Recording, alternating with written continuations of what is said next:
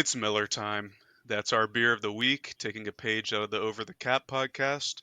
And it's Miller time because the Hornets drafted Brandon Miller, and it's Summer League. We're both Charlotte Hornets fans. We're from Charlotte. We live in Charlotte. We're here to talk football since this is a Carolina Panthers podcast. That's right. Here at Purrfect Takes, I'm your host, Stephen Patton, joined by my co host, Jacob LaQuire.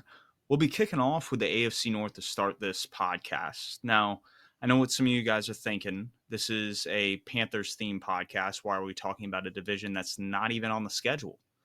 Growing up as an avid Panthers fan, sometimes I would fixate on just what the franchise did and lost sight of what was going on around the league. So, like last offseason, there were several Panther fans I knew who thought we had a chance with Baker. And just with his talent level and where our coaching staff was, that just wasn't reality.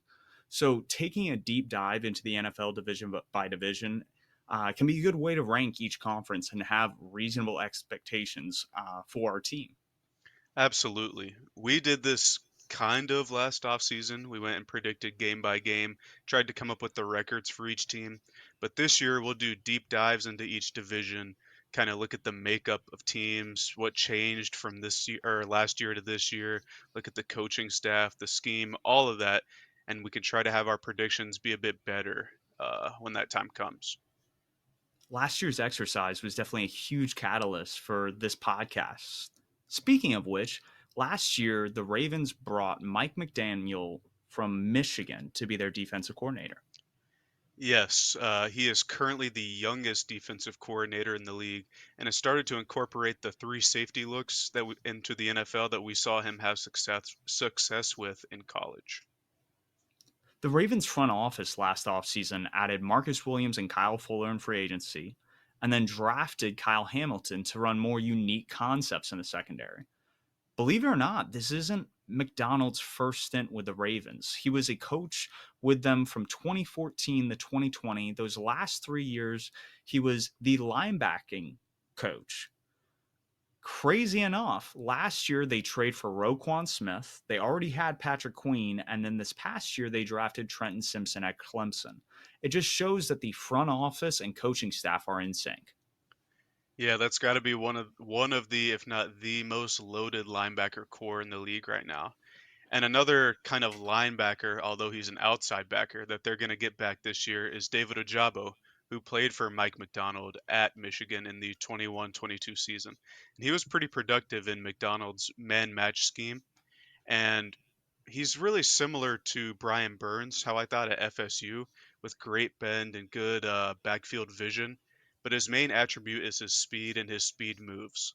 I think he's really good with his speed, and it allows him to cause disruption. Where he played across from Aiden Hutchinson, he was able to get more of the quick moves around the slower outside or offensive tackles.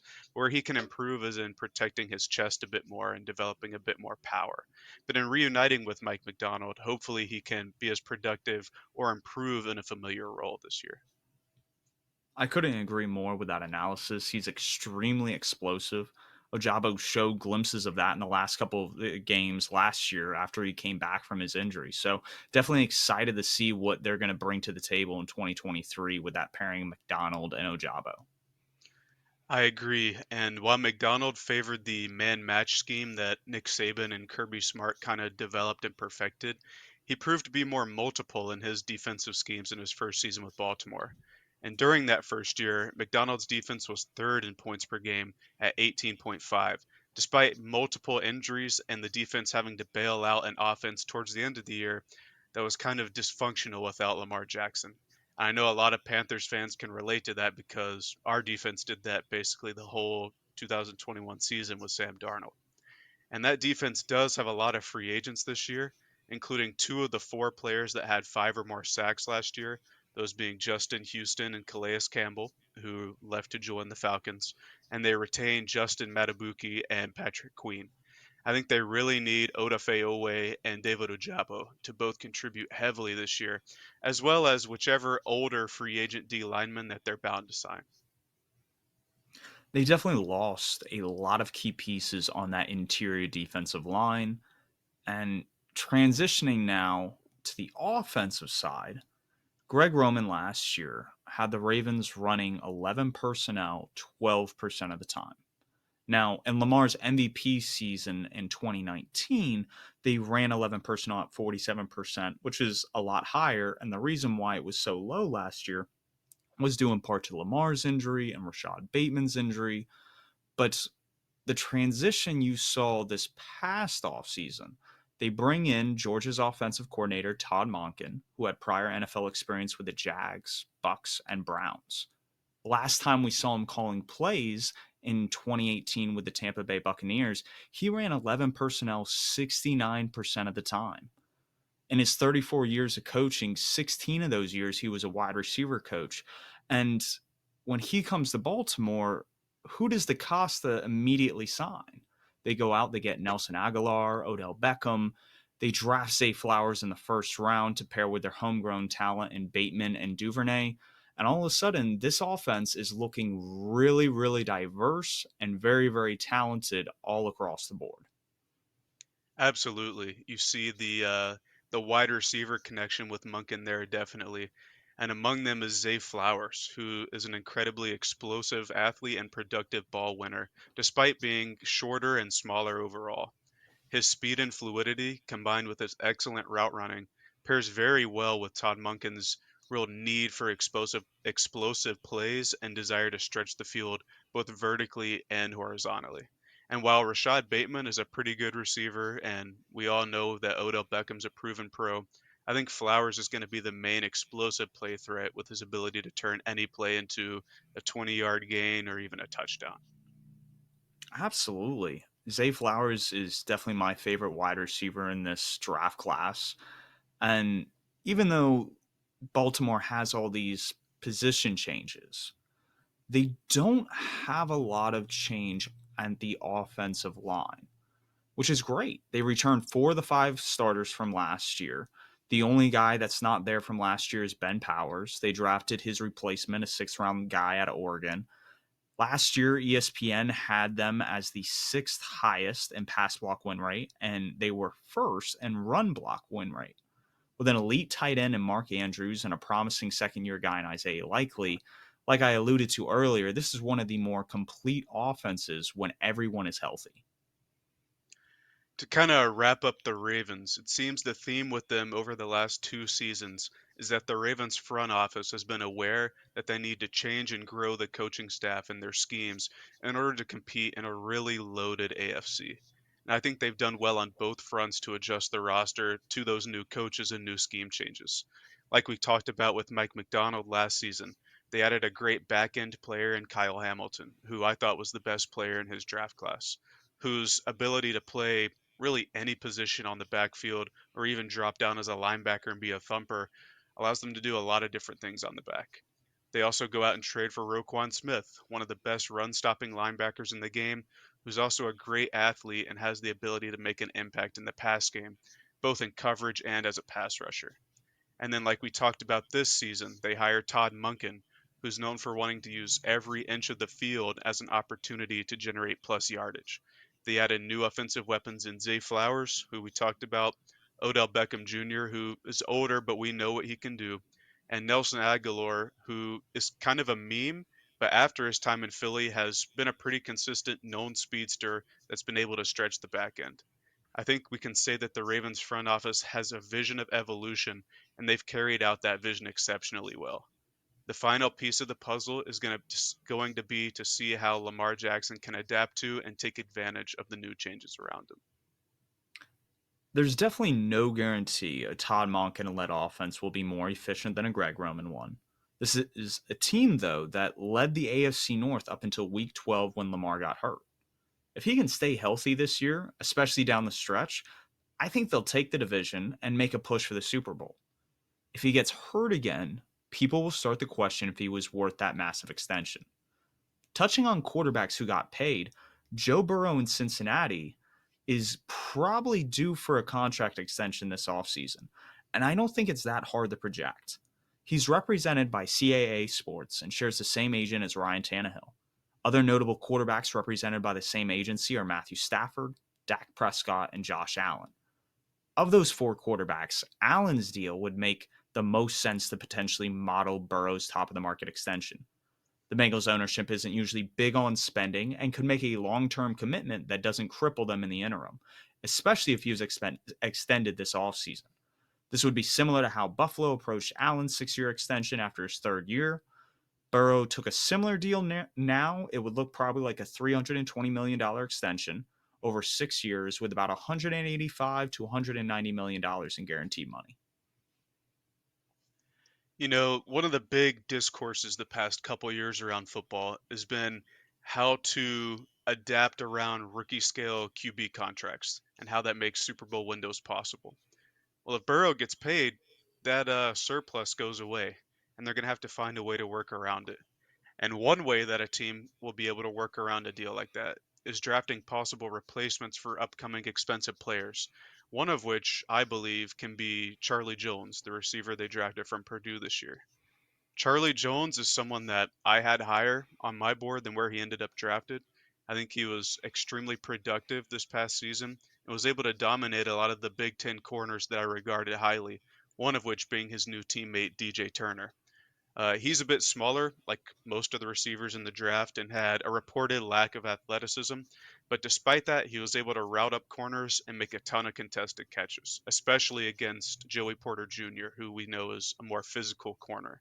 I think Jones can play more of the wide receiver four role early that we saw from Trenton Irwin this past season, while having the long term upside to be a Tyler Boyd replacement, who I believe is getting up there in age and, like most of the receivers on the Bengals, is going to need an extension soon. Zach Taylor, as a McVay prodigy, lives in 11 personnel. This means if Boyd regresses, misses time, or games due to injuries, Charlie Jones could play meaningful snaps this season and be a reliable target for Joe Burrow. While we have yet to see them extend any of their homegrown talent, the Bengals have done well to prioritize premium positions over the past several years in the draft, especially in the earlier rounds. Like you got to think, they've drafted Burrow, they've drafted Higgins, they've drafted Chase, they just drafted a Miles Murphy, DJ Turner that we've touched on. They've done right by stocking the cupboard with the correct players with these high draft picks.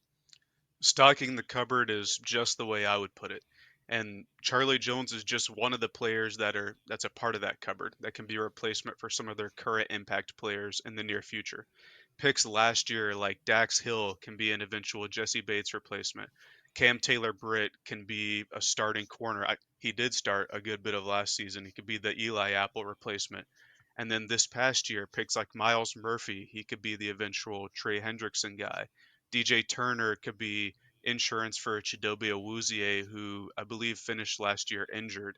And he can just be depth in the secondary as well.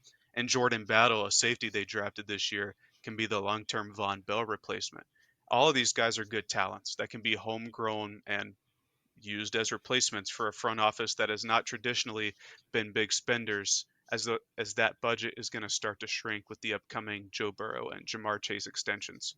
It's going to be interesting to see how Brian Callahan on offense and how Lou Anarumo on defense applies these younger and newer players this season. Absolutely. And to your point, I think the Bengals front office kind of treats the secondary as a weak link system. They've thrown different darts at the board with Dax Hill and DJ Turner. And while they look promising, it there's a lot of concern that they're going to gel right away, right out of the gate. But there really is no question or concern about that defensive front. You have Hendrickson, Reeder, Hubbard, just added Murphy, and they're going to be able to get after the quarterback and stop the run. And so I think it comes down to, does Lou Anarumo and Mike Hilton provide enough stabilizing force around those secondary pieces that they aren't going to be exposed and their rookie mistakes aren't going to look so blatant? No question. I think the front seven, Logan Wilson and Jermaine Pratt included, they re-signed Pratt. I think they're going to be consistent as ever, but like you said, that back end is going to be the question on defense. And as a whole with the Bengals, I think the main takeaway when you break them down is the Joe Burrow extension and how a relatively cheaper team in terms of budget keeps their championship window open. Over the last few seasons, I think the Bengals are truly one of the very few teams that I can say have truly competed for a championship. They made it to a Super Bowl 2 years ago. albeit they lost, and they made it to a conference championship last year in a crowded AFC. Are they going to be able to continue doing so moving forward without the benefit of the Joe Burrow playing extremely well on a rookie QB contract? I mean, personally, I'm a big fan of how Duke Tobin has operated with a limited budget in Cincinnati. They shored up that offensive line with adding Orlando Brown Jr., and they've made the financial investments and allocated the draft resources properly over the past few years that I think will lay the foundation for them to keep making deep playoff runs. That being said, they play in a very competitive division, and I'm worried that if the Bengals fail to replace key starters in the secondary with some of these draft picks, they'll struggle in a quarterback heavy conference. Yeah, I'm skeptical that they're going to be able to continue their success.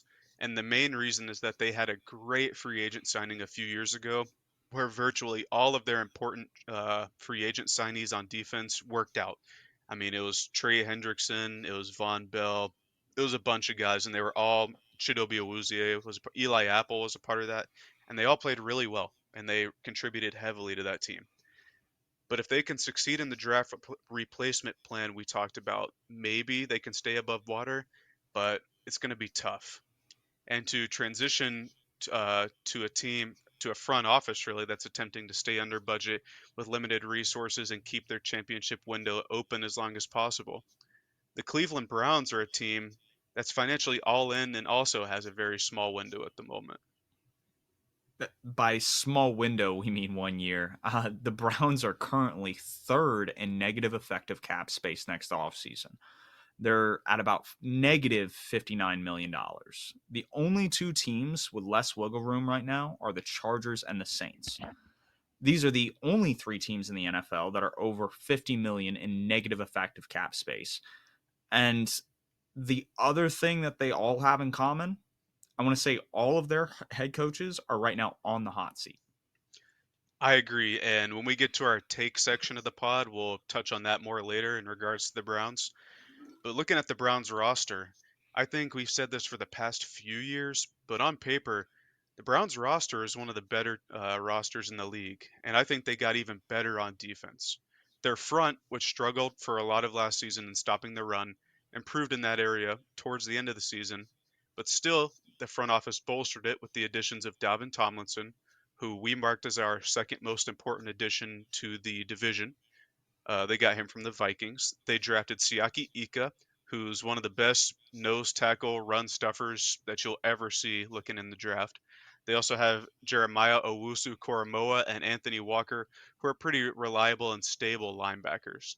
And then, just even though they didn't really need to add to their pass rush, like that wasn't the main pressing issue, they bolstered their pass rush by trading for Zadarius Smith, also from the Vikings, and adding Ogbo Okoronkwo from the Texans, who is kind of underrated. I think if he played on another team that wasn't the Texans, he would have gotten more shine last year. But we'll see how good he is this year with the Browns.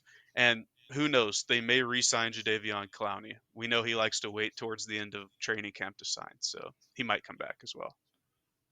He could also come to Carolina, but that's remained to be seen. Miles Garrett and company have the potential to be really special this year. They were 13th last year in pass rush win rate, and they were 11th last year in run stop win rate.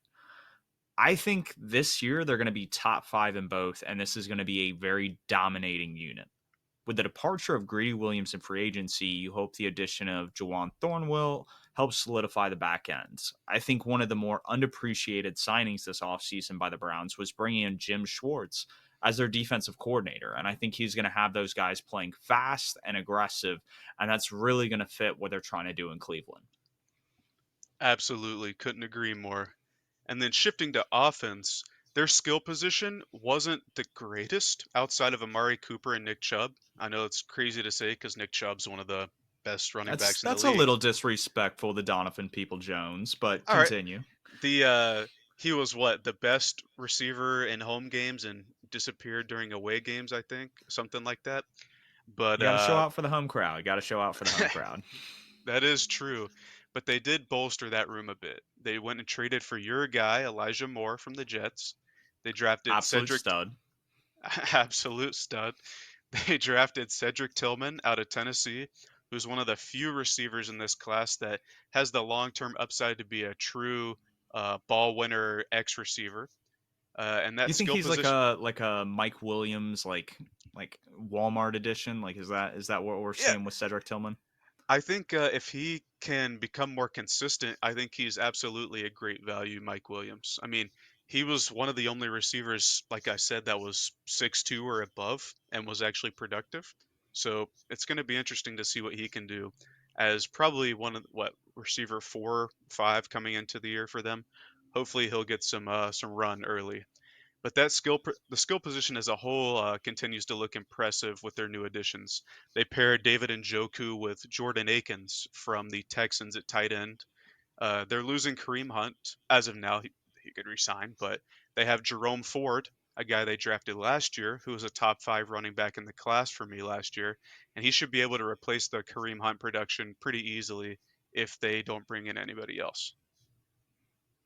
So what I'm hearing is that they're stacked at wide receiver, they're stacked at tight end, they're stacked at running back. The other position group that we haven't touched on the offense is their O line, which PFF ranks as the best in the AFC right now. Which, if you look at their roster, it is one of the better O lines in the NFL. Their general manager Andrew Berry reinforced the line in the draft, selecting 2 Ohio State products in DeJuan Jones and Luke Weipler. All in all, this is a team that doesn't really have really any holes. Now that's going to change next year, where I alluded earlier the negative effect of cap space. According to OTC, the Browns will have 10 unrestricted free agents that played at least 30% of snaps last year. And this doesn't include the players they're going to have to restructure or cut to become cap compliant for next season. After this year, they're going to have to make some tough decisions that will probably be paired with a good amount of regression. While we saw the other AFC North teams last year have more success while the Browns struggled at the end of the year, they should be a lot more competitive. They've made a lot of moves that signal that they want to compete for a championship. Their quarterback is able to practice with the team this offseason, and so should be more in sync with the people he's throwing to. And all in all, it looks like they're all in, like we alluded to. But it's gonna be hard. They're in a tough division, and the AFC is as strong as ever. To be all in with this roster, you have to at least make the divisional round. And really, a conference championship appearance is what should be expected, especially when you look at who they have on this roster. Will they accomplish that?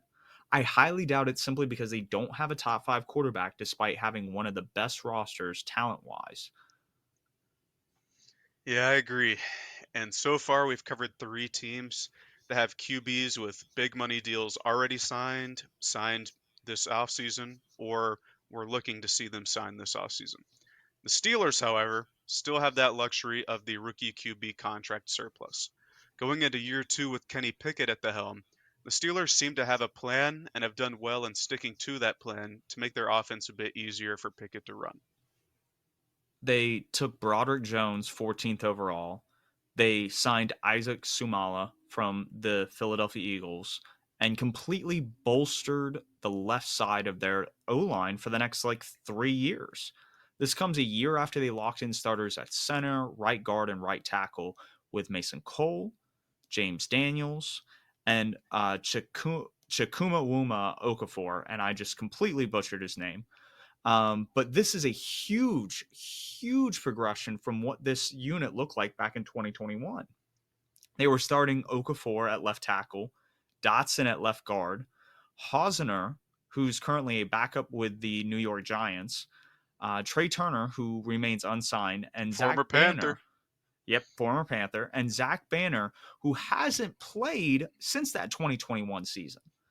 That star-studded group ranked 31st in pass block win rate and 30th in run block win rate. They made huge strides last year, and what they did this year is going to vastly improve that offensive line attack. And we haven't even talked about the fact that they have Pat Fryermuth and Darnell Washington at tight end. This is going to be a dominant team in the trenches that is going to open up not only the rushing attack, but the passing attack on the back end with play action and bootlegs. I think one of the big things we saw from Darnell Washington last year at Georgia was his ability to dominate as a blocker. So he's absolutely going to be able to contribute in the play action game and in the run game. But aside from Washington, who was a third round pick, the Steelers didn't do much to add to the skill positions. They were able to make a savvy trade for Allen Robinson from the Rams, and it cost them only a seventh round pick for what was essentially a salary dump for the Rams.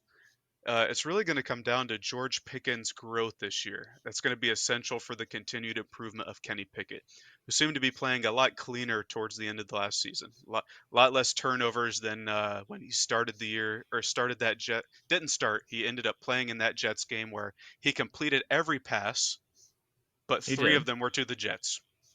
Not That one is ball hit the true. ground. And I believe he rushed for a couple touchdowns that game. Just really anomalous game.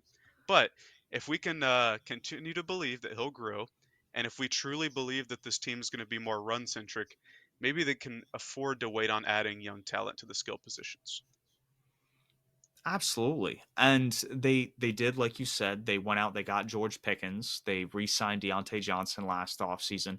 They do have some youth. They brought in Najee a couple years ago, but he doesn't seem to be nearly as explosive. A guy that came back from injury after being out almost half the year was TJ Watt. And if you have him for a full year this year with Alex Highsmith on the other side and some of the pieces they have on that interior, we're talking they still have Cameron Hayward. They just drafted Keanu Benton. And when you look at all those pieces, all of a sudden you're looking at a defensive line that is going to get after the quarterback and stop the run without having to send any more than four guys. Absolutely. Shout out Alex Highsmith, Charlotte alum legend. He is.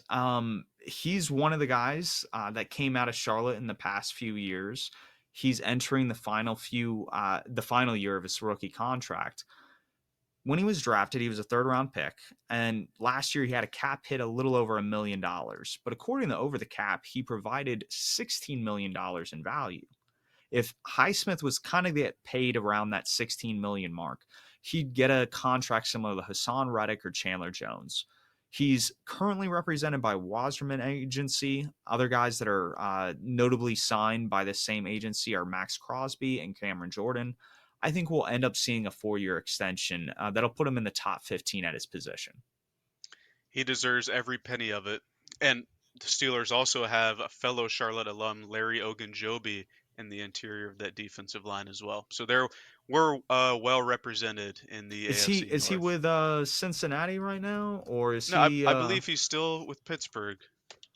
He was there last year for sure. Let me Just want to check. make sure on that one before we start putting that out. Yes, he was with Pittsburgh, and I think he re-signed. You are correct. Yes. So the Pittsburgh 49ers is what we'll say. But of course, they have a dominant front. We know that. Even without TJ Watt, they are still very good. But they also have a new and improved secondary this year. They added Joey Porter Jr. at 32nd overall, which was the first pick of the second round this year. They added Patrick Peterson from the Vikings, who is on the back end of his career, but had a pretty good year for the Vikings last year. They did, however, lose Terrell Edmonds. I believe he went to Philly. So they're going to need his He did. replacement yeah, they're going to need his replacement to step up, which I think currently is Demonte KZ. Um, they still have Minka Fitzpatrick on the back end. So despite all these changes, I think he's dominant enough to kind of fill in the gaps of all the turnover. And then that linebacker room, they had Devin Bush and Miles Jack last year. They replaced those with Elandon Roberts from Miami and Cole Holcomb from Washington. And that should be a stable move or even a slight improvement in linebacker play. But overall, I mean, that front is just so good that the amount of turnover on the back end shouldn't really be an issue for the Steelers.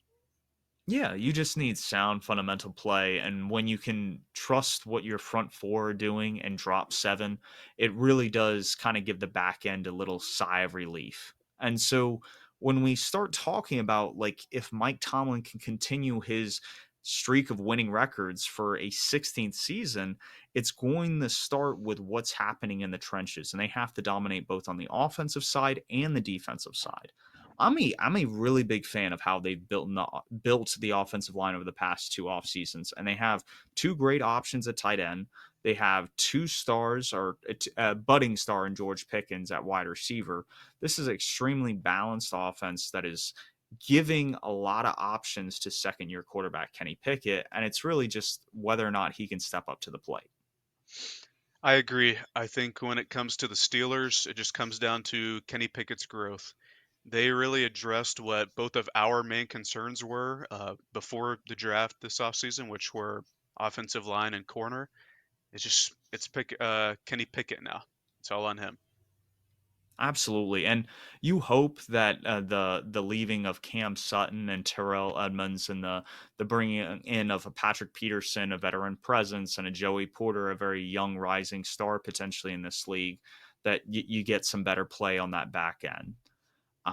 The biggest additions and subtractions to AFC North teams, we made a list of the top 10 players for both categories. Who was the best addition, you would say, in the AFC North? It was kind of tough, but I went with Orlando Brown Jr. for Cincinnati. The whole story of Joe Burrow's career so far in Cincy, aside from his great play and everything, is the offensive line. I mean, he got injured his first year. I believe he tore a bunch of stuff in his knee. His second year, I think he took either the most or the second most sacks in the league on the way to their Super Bowl run. And last year, they still took a bunch of sacks despite the improved play overall. So I think Orlando Brown is finally going to be a stable left tackle presence for one of the younger QBs in the league. While they're, if he gets extended this year, they're going to start losing that surplus, but it's whatever. They need Orlando Brown. Yeah, no, I think that was a key addition. They have some veterans in the interior of the O line. The biggest thing, I think, if you get some injuries in that interior, you're really relying on pretty much practice squad level players, backup role guys, and that's what could get scary. But Joe Burrow got really good last year at getting the ball out quickly, so I don't know if that's going to be as much of a concern moving forward. Second guy that we had on this list was Dalvin Tomlinson. He played with the Minnesota Vikings last year and I think will provide a stable force on the interior offensive line for the Cleveland Browns. Absolutely. They needed somebody there, like we talked about, help improve the run defense, and he and Ika will be the guys to do that. 100%. Now, guy at number three, not really a player, but Todd Monken for the Baltimore Ravens. I think he's going to be a huge needle mover for kind of the progression we see in Lamar's game and the evolution of this offense here in Baltimore. Absolutely. So who's at number four for you? Another Browns defensive line player, Zadarius Smith. They traded for him about a month ago. Should be an impactful edge rusher opposite Miles Garrett for them. Feel like he's going to be ferocious coming down on third downs. Like I feel like if I was a quarterback, I'd be scared out of my mind to see Miles Garrett and Zadarius Smith. And Dalvin Tomlinson. It's a lot. It's a lot. Which Hmm. if you have that much coming off the edge, that leads us to kind of our fifth guy on the board, and it's a guy out of Georgia. Right, that's Broderick Jones. If you got all that stuff coming at you twice a year, you need a good tackle to kind of get in their way. And Broderick Jones is a monster of a tackle and a great athlete. He should be able to help keep Kenny Pickett upright this year. At number six, we have Jim Schwartz, the new defensive coordinator for the Cleveland Browns. I think it's a huge upgrade. He's going to be a huge needle mover, and he's really going to have this defense playing at a really, really high level. I agree. He's called great defenses in the past, and he just came from Philly, whose defense was pretty good last year. He hadn't been with Philly since 2020, so he's been out of the Oh, league kind of a couple years. But yes, no, his aggressive play style, his uncanny nature of the blitz, I love it, and I think it's going to work really, really well in Cleveland. gotcha. So number 7 is another defensive guy, but it's a player, and it's a drafted player. Who do you got? Joey Porter out of Penn State. I think this guy embodies what the Steelers want out of their cornerback. His dad, believe it or not, played for the team, so it's really a little bit of deja vu, and I think they're really going to like what this kid brings. I agree.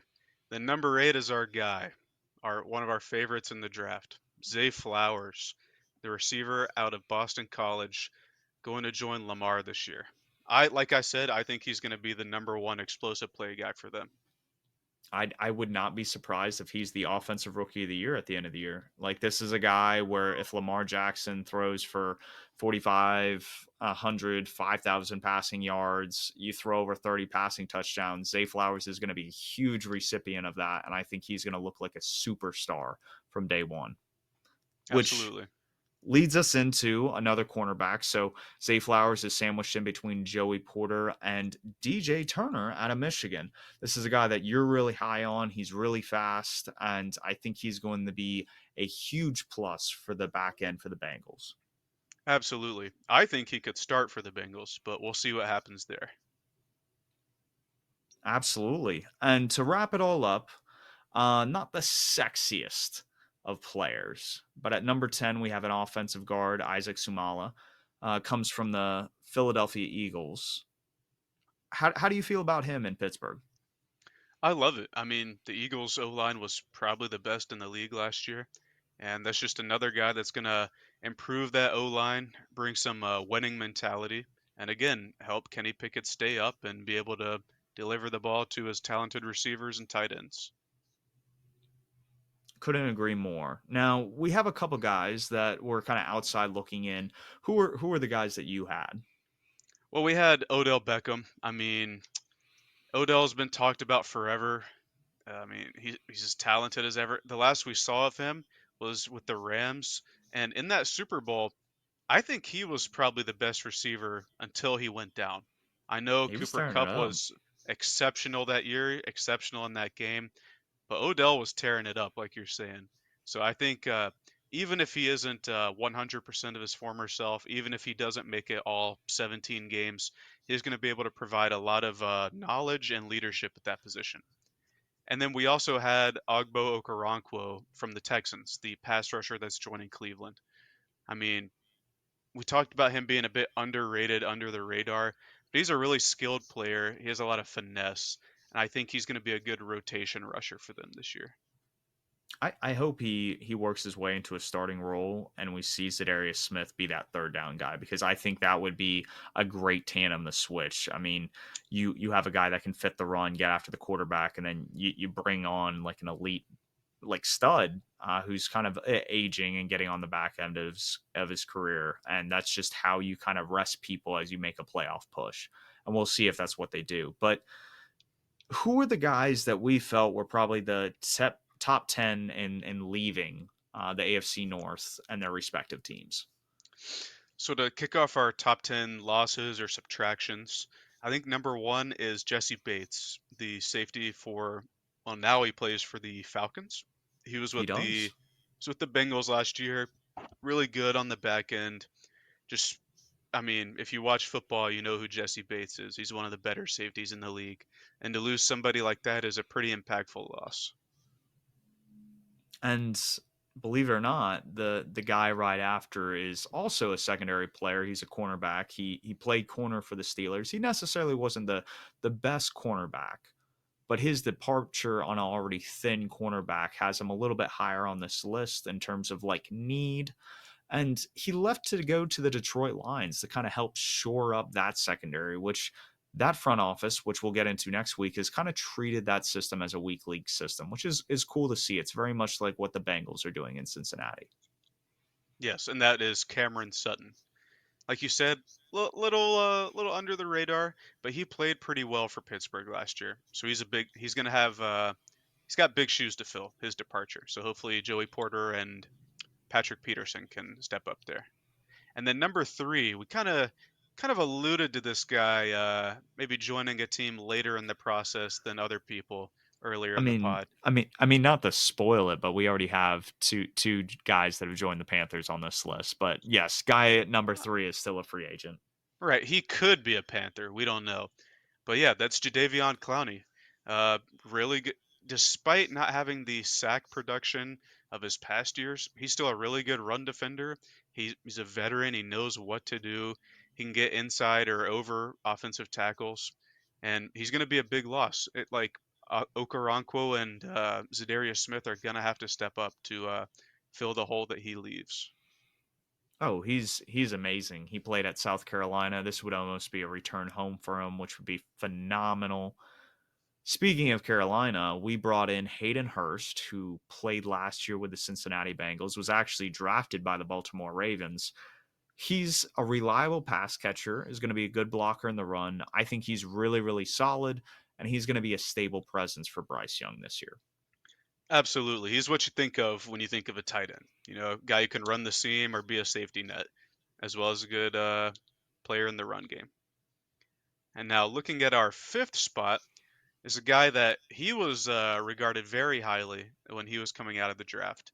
But yeah, he had some injuries and a few setbacks, but he had a pretty good year last year. And that's Greedy Williams, the corner for the Browns. I could see him working his way into a starting role, especially if there's an injury to Bradbury Slay.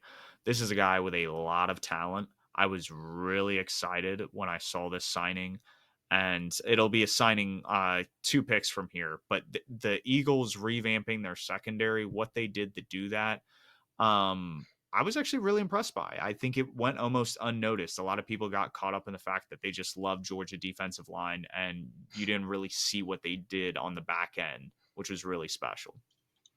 Couldn't agree more. And you talked about Hayden Hurst at number 4 joining the Panthers.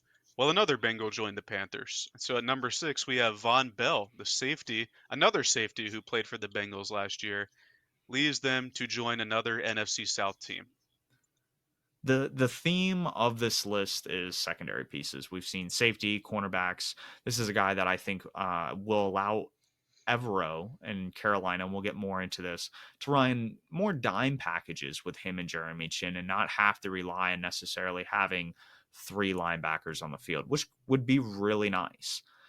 Which leads us into another safety on this list, kind of who I was alluding to earlier with Greedy Williams, is Terrell Edmonds with the Steelers is now a Philadelphia Eagle.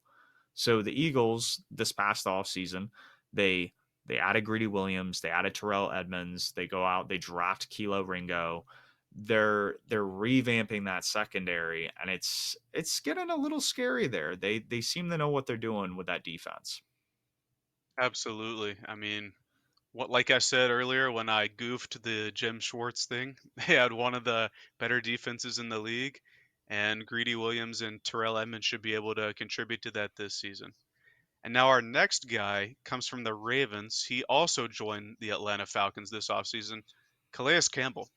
I know he's kind of on the back end of his career, but he was still productive last year. He had 5.5 sacks. And what he brings to a very young Atlanta defense is just veteran leadership and teaching them to teaching all the young players to do what they have to do. The back seven for Atlanta is definitely very young. That defensive line has nobody under, in terms of the starters, nobody under the age of 30, and that's a Fair. little alarming. What I will say, Calais Campbell, I think he's going to be good situationally. I don't know if he's going to be that third down guy that you need him to be. Which leads us into another veteran who could provide kind of that juice on later downs and when you need a big play. And that's Marcus Peters, a guy that has always racked up a lot of interceptions, was with the Ravens last year, still a free agent. We'll see if anybody picks him up. He's one of those guys that I'm sure would just gel with various defensive coordinators across the league based on scheme and need. Absolutely. I could see him ending up back with Baltimore because I feel like they still need one more piece in the corner room. But like you said, consummate pro and could be anywhere. That leads us to number Absolutely. 10, another corner who he's a bit more polarizing than Marcus Peters, and that's Eli Apple. Now, we've seen him get burnt in playoff games, but we've also seen him do really well in playoff games and really well in general. And despite the stigma around him, it's going to be a loss to the Bengals because one, it's another secondary piece, and two, they're going to need one of those young guys to step up. So I'm gonna say this. Eli Apple is definitely a stretch. I think he was reliable. He was a cog. He did his job, which was great. But if Chuck Clark doesn't get injured this offseason, he doesn't make this list. Eli Apple That's was kind fair. of on that fringe honorable mention, which I just brought up Chuck Clark. We also had John Johnson, and you had a great one, kind of like where we had the top 10 additions. We mentioned Todd Monken coming in and adding some juice for the Ravens. The Steelers coaching staff kind of took a hit. And who was that guy that they lost? They lost Brian Flores, who was probably the best position coach last year. He was their linebackers coach. Anytime you can get somebody that knowledgeable and talented to join your coaching staff as a position coach is a win. And he departed to be the Minnesota Vikings defensive coordinator. It's going to be interesting to see what they lost and how they can replace his leadership and knowledge. He's one of the better defensive coaches in the league.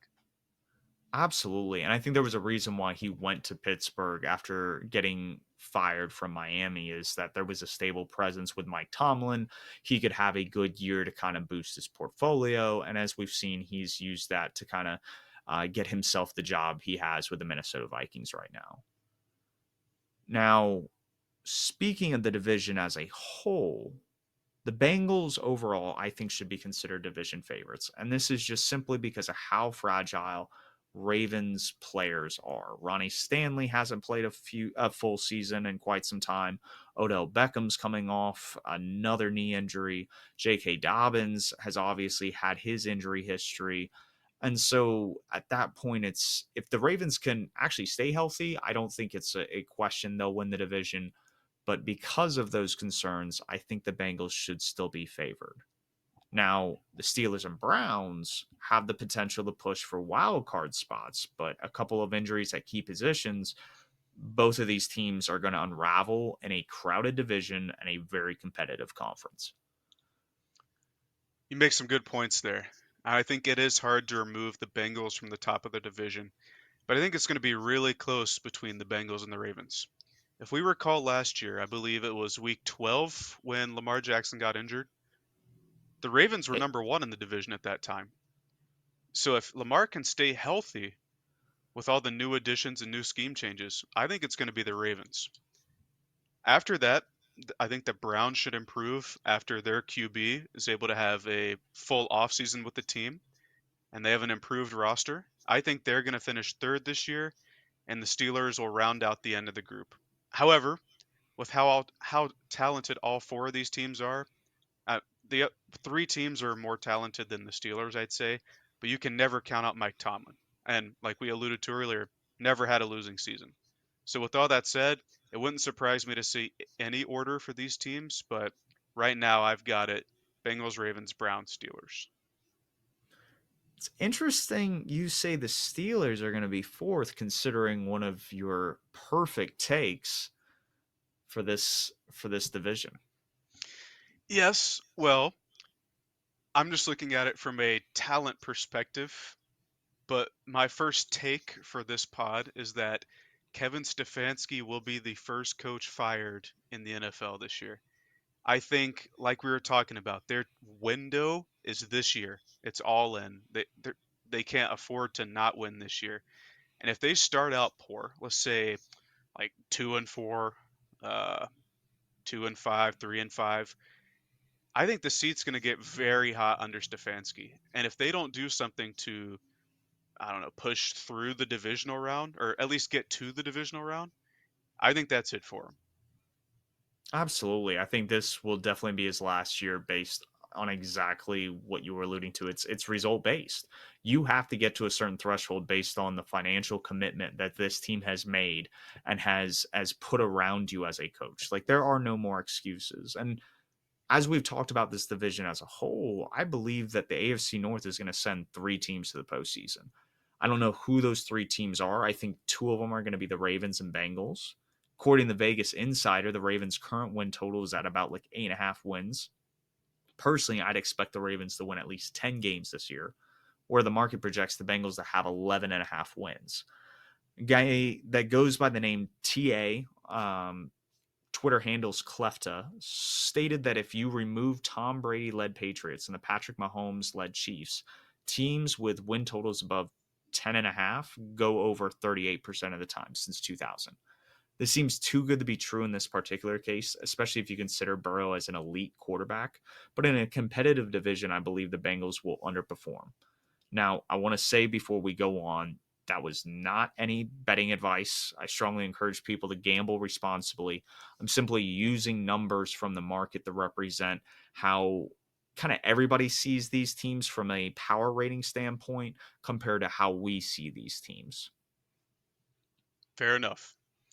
And now we are a Carolina Panthers podcast, so we can't leave without talking about the Panthers a bit. And with this week's division being the AFC North, I feel like we have to talk about the additions to our own squad from the AFC North this offseason, being Hayden Hurst and Von Bell, who were both from the Bengals. I think both of them should be noticeable upgrades to the players that were at their respective spots last season. That would be Ian Thomas and Jeremy Chin.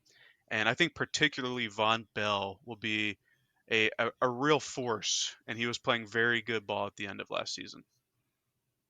With the addition of Von Bell, and I kind of talked about this earlier, but with Evero, he can deploy two hard hitting safeties with him and Chin and like dime packages. So you still have your cornerbacks and your safeties that are already there, and you're adding more in the sense that they can not only cover, but they can hit like safeties, and you don't have that liability in coverage that a linebacker would have in a base or nickel package. Now, Hurst, like you were saying, huge upgrade at the tight end position. He's a reliable pass catcher. And if we add a pass rusher like Clowney or Yannick Ngakwe in free agency, I feel like our defensive line is in a really good spot. We have two stars in Brian Burns and Derek Brown, and we have a lot of solid depth. We just signed Shy Tuttle. We drafted YGM and Amarno Barno out of Virginia Tech last year. DJ Johnson, we just got out of Oregon. I think the question really is the cornerback two spot on the other side of JC Horn. Is that something where Dante Jackson can take a step on the second contract, or Keith Taylor as a young developing corner? If you have that side locked down, I think this defense looks really, really solid and could finish as a top 10 unit, believe it or not. Now, on our Twitter page, we're going to post our predictions as of now of what the 53 will look like. We kind of broke it down by how we saw each person, like Pro Bowl talent, impact player, solid starter, rotation player. And we did that for the young players as well, still on the rookie contracts. And if you'll notice, we have a ton of rookies here. We've got obviously the guys we drafted, Bryce Young, Jonathan Mingo, but we also have a lot of UDFAs as well, undrafted rookie free agents, and guys like Bumper Pool at linebacker, Jalen Redmond along the defensive line, Rajon Wright at corner, and the reason and Cameron Peoples to the all the App State people, App State guy, North Carolina connection. He's the Deontay Foreman replacement, as you said back in February, even before Yeah, the draft. they have very similar games, and we do need a thumper. So it wouldn't surprise me to see Peoples making the roster. I was The watching the Panthers blueprint, and Cameron Peoples standing next to Miles Sanders. Now Hubbard's not anything to write home about, but standing amongst our running backs, he was just towering over him, man. I was like, that's a man among boys. Like this is the real deal. It's like that Derrick Henry, Mark Ingram Heisman meme where Mark Ingram's standing next to Derrick Henry and he's like a foot taller. But It's 100% that. Yeah, it is. It is. yeah, but for in terms of why there's so many rookies, this is a brand new coaching staff, right? So there aren't a lot of I guess emotional ties that a former coaching staff would have, like the staff that drafted a lot of these guys. And I think there's going to be a lot of turnover, especially along the back end of the roster. We brought in quite a few good undrafted guys. I know our drafted rookie class was only 5 players, but there were a lot of good talented guys that we brought in as undrafted free agents that I could see making the squad. Absolutely. I top to bottom, we did a really good job, I think, filling in holes across the roster. It wasn't perfect, but when you were picking in the top 10 as a franchise, this seems to move the needle to where like you're an average roster. And that's what I see. We have a great coaching staff. We have some good pieces in great places, but there's still a few holes, and we're definitely going to have to smooth out some kinks that come with just having that many rookies on your team and that many young guys on your team. We're still looking at guys like JC Horn and Derek Brown and some of these guys that are very young and still developing as players. So the roster, you'll see when we post the images on Twitter, and keep a lookout on that. Derek Brown, he's listed as a three tech. Deshaun Williams, who's bounced around a lot, he played ball at Clemson, is a five tech. And Shy Tuttle, who we talked about as a New Orleans free agent acquisition, he's our nose tackle. What are the distinctions between those positions along the defensive line, and why do they matter? So, defensive tackle or interior defensive line is kind of a blanket term for the guys that play in between the edges. Shy Tuttle, a guy we listed as a nose tackle or a zero tech, that's the guy that lines up over center. He's the space eater, right? He's there to take up space, make interiors have to combo block. Kind of like Star back in the day when we had Star and KK. You also have three techs that line up over the guard's outside shoulders who have a bit more direct rushing impact. That's what Derek Brown is. He was really budding as that last year. I know they kind of played him as the nose out of position, out of necessity, but now that we have a true nose tackle, he'll be able to be a very impactful three tech. And then we have Tave five. Oh, Seth was I don't mean to interrupt you, but he was doing like a plus minus like how good the defense was with on and off the field, and Derek Brown was like high up on the list. So where you said he played nose tackle, he played almost anywhere along the line last year, and he did what we needed him to, which was awesome. absolutely had a breakout year last year. And go follow Tage Seth of Sumer Sports. Really good follow for football knowledge and analytics in general. And then the last position that we along the defensive tackle position is the five tech. And those are the guys that line up over the tackles and are a bit quicker and they're more pure pass rushers for the defensive tackles. And in a scheme like the new Panthers scheme, which is a 3-4 base, you'll see us have three different defensive tackles at any given time, hence the three in the 3-4 scheme, which can bottle up the offensive line and allow for our edge rushers, which are our stand up guys now, and Brian Burns, people like Amari Barno. I know Etor Gross Matos is shifting to outside linebacker. It'll allow those guys to have one-on-one looks versus offensive tackles without max protection help. Absolutely, and like you said, it's with the range of defensive tackles we can kind of throw in there and cover different gaps and give different looks. Like Evero as a Fangio prodigy is really going to bud here, and I'm really excited to see that here in Carolina. In the next episode, we're going to go over the NFC North and go in the depth with the Panthers coaching staff. We've already talked about some of these guys, but we really want to do a good overview, kind of like we've done the roster and the makeup of that, and how it's such a huge upgrade to what we had with Matt Rule. As for us, this is a wrap for the first episode of Purrfect Takes.